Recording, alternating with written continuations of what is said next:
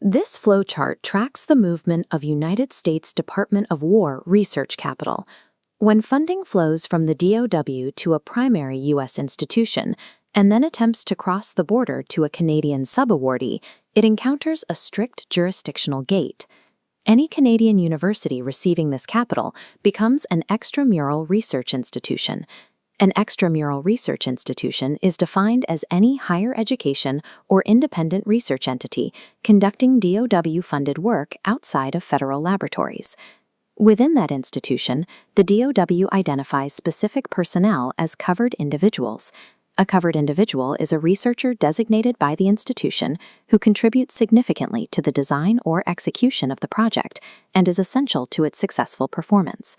Physical location in a Canadian laboratory provides no exemption from U.S. law. The statutory requirements trace the funding directly to the covered individual, subjecting them to strict U.S. national security oversight. The definitions governing these cross-border collaborations are codified in the CHIPS and Science Act of 2022. The DoW enforces these statutory definitions through the newly updated 2026 Decision Matrix. This matrix evaluates proposals for fundamental research. Fundamental research comprises basic and applied science where the results are ordinarily published and shared broadly, distinguishing it from classified or purely applied defense contracting. To protect their grant pipelines, Canadian research security administrators must audit their faculty using the exact same protocols as U.S. federal compliance officers. The core operational document for this audit process is Table 1, the decision matrix to inform fundamental research proposal mitigation. The DoW relies on this matrix to resolve the tension between encouraging participation in the global scientific commons and protecting U.S. economic security from foreign interference. The matrix yields two distinct outcomes: an absolute prohibition of funding or required risk mitigation. Mitigation is a fact-based, case-by-case determination made at the program level to reduce identified security risks, rather than a penalty or automatic rejection. The matrix operates on a rigid temporal boundary.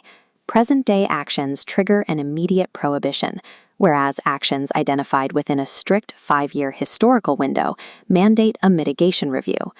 Passing this audit requires verifying complex data across multiple streams of a researcher's professional life, matching their affiliations, funding, and publications against federal statutes. The objective for any cross-border proposal is to navigate the matrix parameters and land in the clear "no mitigation needed" category. The 2026 matrix operates as a strict text-based algorithm. Compliance officers must execute its logic systematically. This logic tree maps the evaluation process, which begins by strictly evaluating the researcher's present-day affiliations. The first active prohibition is current participation in a malignant foreign talent recruitment program, or MFTRP. An MFTRP involves receiving compensation, such as cash, travel, or honorific titles, directly or indirectly from a foreign state or affiliated entity, in exchange for specific actions. The second active prohibition blocks any current collaboration for the specific purpose of fundamental research with an organization on the prohibited entity lists. This prohibition extends downward to include any individual employees of those listed entities, barring formal corporate partnerships and individual academic overlap alike. The third immediate disqualifier applies to researchers at institutions hosting or receiving support from a Confucius Institute or a similar state-funded cultural program. An entity triggers this prohibition if its funding originates from the Chinese government, regardless of whether it explicitly uses the name Confucius Institute. If a covered individual hits any of these three present-day triggers, U.S. law dictates that zero funds may be obligated or expended for the award. Present-day active violations offer no appeal and no mitigation process. They are an absolute hard stop for the proposal. If a researcher clears the active prohibitions, the matrix shifts the timeframe to a strict 60-month retrospective review. Triggering a matrix flag within the past 5 years does not automatically reject a proposal.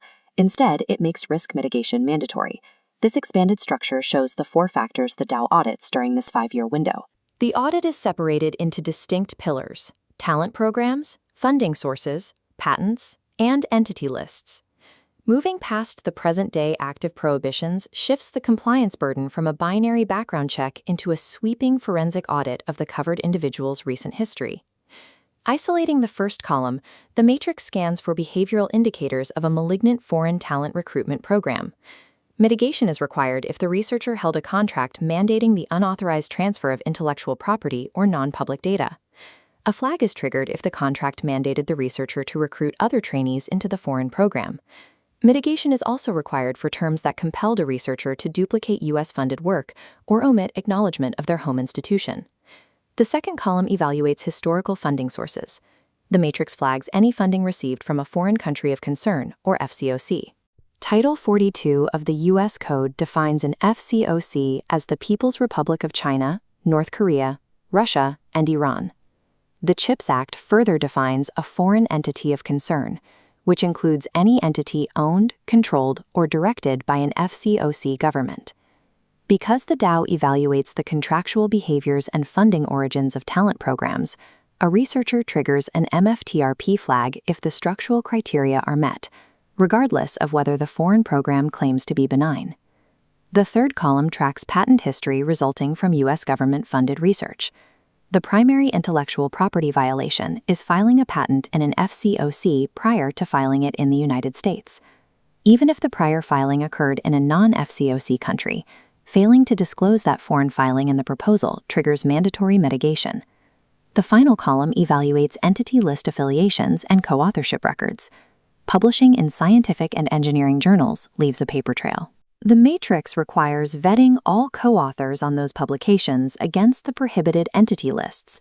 Co-authorship alone is not a basis for rejection.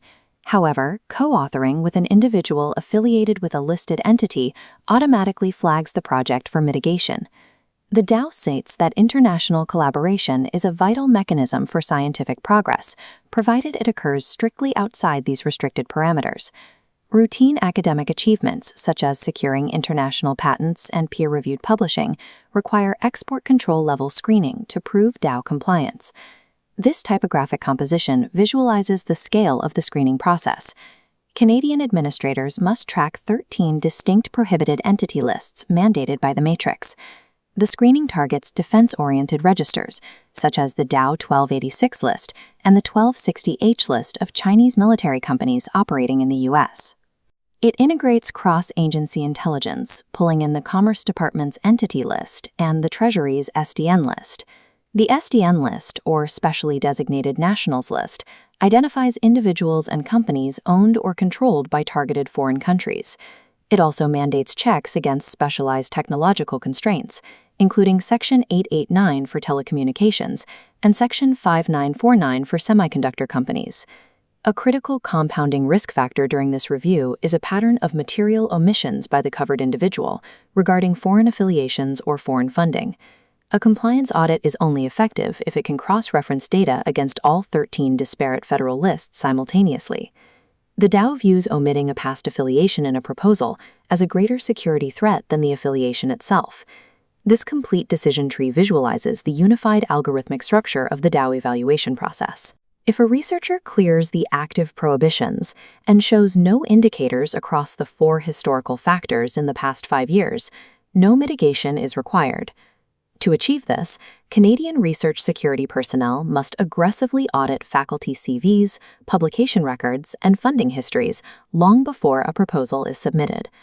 Finding a flag in the 5-year window is not a failure. Risk mitigation is a standard, expected process when historical overlaps are disclosed properly and proactively. By operationalizing this matrix into a strict institutional workflow, Canadian universities can confidently secure vital cross-border research funding while safely navigating the complex realities of U.S. national security law.